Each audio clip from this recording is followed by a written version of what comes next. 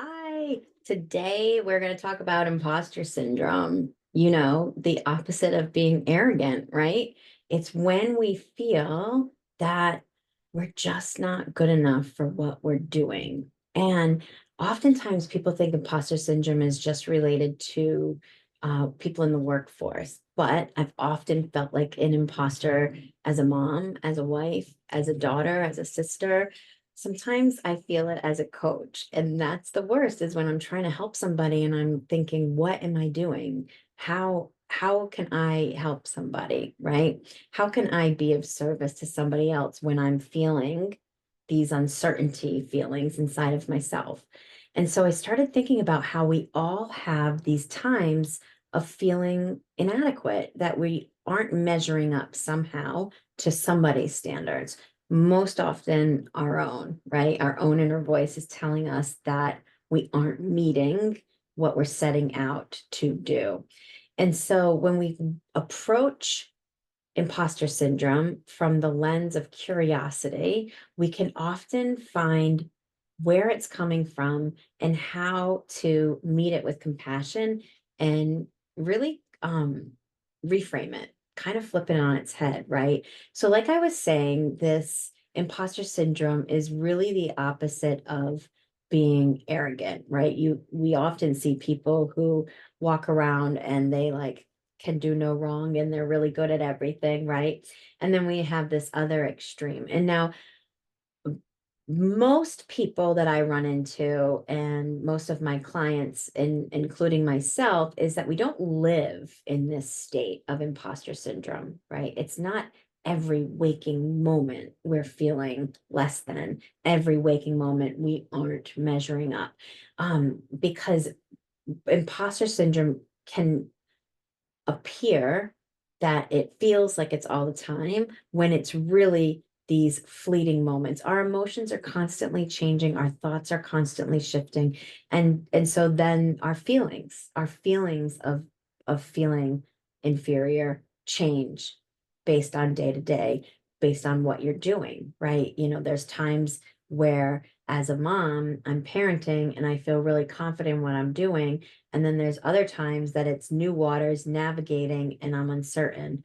Or I think everybody, when you're feeling like hungry or alone or angry, tired, all of that halt stuff, hangry, hungry, angry, lonely, tired, halt, right? Whenever we're feeling that, our self-perception changes and we kind of take on this imposter syndrome feeling that we're just faking it. We're just a fraud setting out to do something that we can't complete.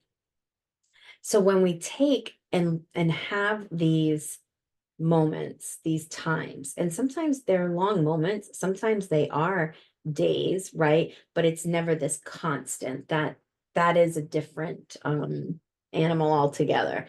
So having these moments, these days, these times of feeling that we're just not meeting the standards that we set for ourselves often looks like people pleasing. It looks like procrastination.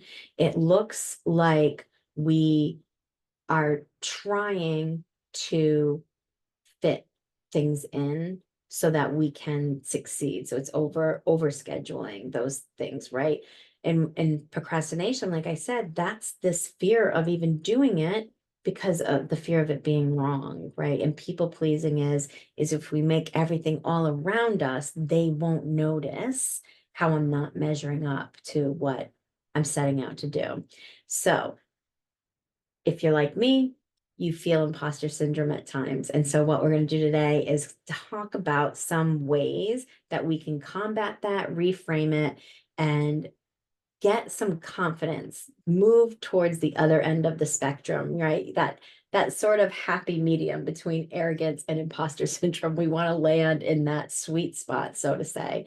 And so what we want to look at is the biggest thing that works for myself and for my clients is you're going to start keeping a log, like a success log, an experience log, an evidence-based log, right? So our brains, and I've mentioned this in previous videos, we're wired for this negative bias, right? So we're more apt to remember those times that we felt inadequate or that we messed up without writing those down, right? And we often overlook those happy things. We overlook the times that we really felt successful and proud of ourselves. So, what we're going to do is start writing those down, even the littlest things, right? Like my son said, thank you to me. That's amazing. I love it, right? He does it often, but the feeling it gave me as a mom, I want to hold on to. So I'm going to write that down. Or I got an amazing testimony from a client. I'm going to take and copy that. And I actually keep it all logged in there. I don't often share the testimonials because I do think a lot of people share personal things. And so I like to keep it on that level. But keeping a log of times that people say, thank you for helping me with this, right? It's showing us that we have this evidence that we are meeting what we set out to do, right? We are trying to be the wife that we want to be. And then when we have experiences that show us that we are doing that and doing it well, we want to take note of it because of course we're going to remember the time that we, said we would do something and didn't, and we forgot, right? But all the times that we remember, we want to hold on to those. So start keeping an evidence log, a joy book. It's called so many things. All the things that help you to feel confident in what you're doing, whatever that role is, wherever you want to focus. It could be your job.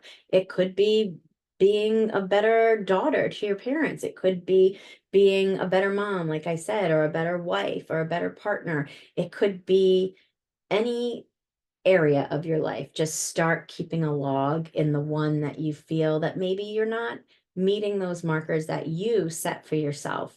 And so we can start to see that we are. And we want to actually begin to reframe these perspectives, right? So when we're in situations in the role that we are in, right? I keep going to parenting, like, my goodness, my kids, I love them, but they do keep me very humble.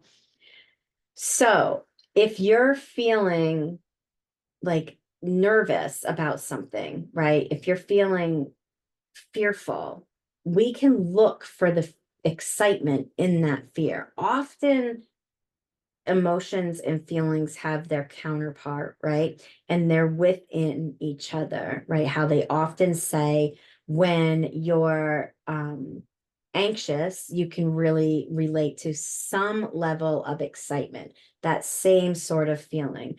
We can actually, when we're in a state of either fear or anxiety, we can actually use our breath to move between the two. So this is where we want to reframe the perspective that we're having, right? Going into a role or when we're thinking about the role that we're playing, whether it's at work or like I said, in your home life, right? Flip that perspective. Are you familiar with Abraham Hicks and the emotional scale? What we want to try to do is not only can we flip it, but we can also try to move up one level of the emotional scale that to feel that just next level better. Maybe I'll do an episode on Abraham Hicks and all his goodness. My goodness, amazing stuff, right? And some of the guidance and advice that people give around imposter syndrome is useful and you can apply it, but I often find that sometimes it sets us up because it's sort of like when you're angry and someone's like, calm down, you're like, yeah, that's the last thing I want to do right now. So when you're in this state of imposter syndrome, people, say, just remember everybody is the same and everybody makes mistakes. You don't want to hear that, right? So when you're in it, you want to then practice the stop, like we talked about in a previous video. I'll make sure to make a note to write that in the show notes here. So instead of telling ourselves, you really should give yourself some slack, everybody, you don't have all the answers, right? All of that, what it does, what I have found is intensifies those feelings because we then start to talk to ourselves in that language of not everybody knows everything now, Kathy, right? So what we can do instead is embrace the uncertainty of the situation, right? I may not know it all, right? And I may know a little bit, and I'm not sure what I know, but that's where I am right now. Embrace that and acknowledge it, right? This is a new place to be in. And we can say that to ourselves, right? You're feeling this imposter syndrome because you're about to walk into a meeting and give a speech for the first time. Instead of saying everybody gets nervous when they have speeches, right? Explain to our brain, yeah, you're feeling this way because this is a new experience. But we're going to catalog back in our head all of the times that you did have an adversity and you got over it. And that's where that log comes in. So for your homework with imposter syndrome, some of the things that you can tag along with your evidence log, your joy log, all of those things is a few of these questions that I am going to write for you in the show notes as well. And you can jot them down now if you'd like. So we want to ask ourselves, how am I unique? What makes me unique, right? What do I do? What do I know now that I didn't know when I first started, right? I know more about parenting now than when I first started. So that leads me to think that I am still going to learn and I have the capacity to learn, right? What didn't you know when you first started your job that you know now? We're going to teach ourselves that we do have this capacity and this, we can push that growth edge to learn more, right? And then again, along the lines with our joy journal is what successes do I have in this role? What are the things that I've done that I'm proud of, right? What obstacles did I overcome? What different perspectives do I bring to the table? This goes back to like why and how are you unique, right? What do you bring to the table that nobody else does? And everybody has their own uniqueness. That is just the name of the game. That is, everybody has a little bit of different stuff. That embrace your uniqueness. What makes you different is your gold, is your spark, is what the divine gave to you and only you, right? And along those same lines, we can say, what do I love about myself, right? There are things that we feel safe falling into about ourselves and naming that and claiming it. What do you love about yourself, right? Another one that when we're having imposter syndrome, that's a solid one to ask is, why would somebody trust me? All of our roles that we take on, other than the role of individuality and self, and you know what, I'm going to take that back because I think it does too, but there's a level of trust that the people we interact with need to have with us and us with them. So why would somebody trust you? What qualities do you have? Again, it's probably what makes you unique and what those unique skills that you bring to the table, your unique spark. So the last one is one of my favorites, and it's exactly why I coach, is how can I share my obstacles in a positive way? How can I share my story and my personality that allows me to help somebody else, allows me to be of service?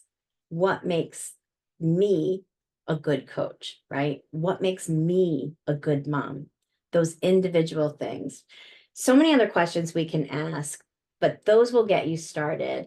And always know that when you work through this, each time it comes up, for I found that it does come back up.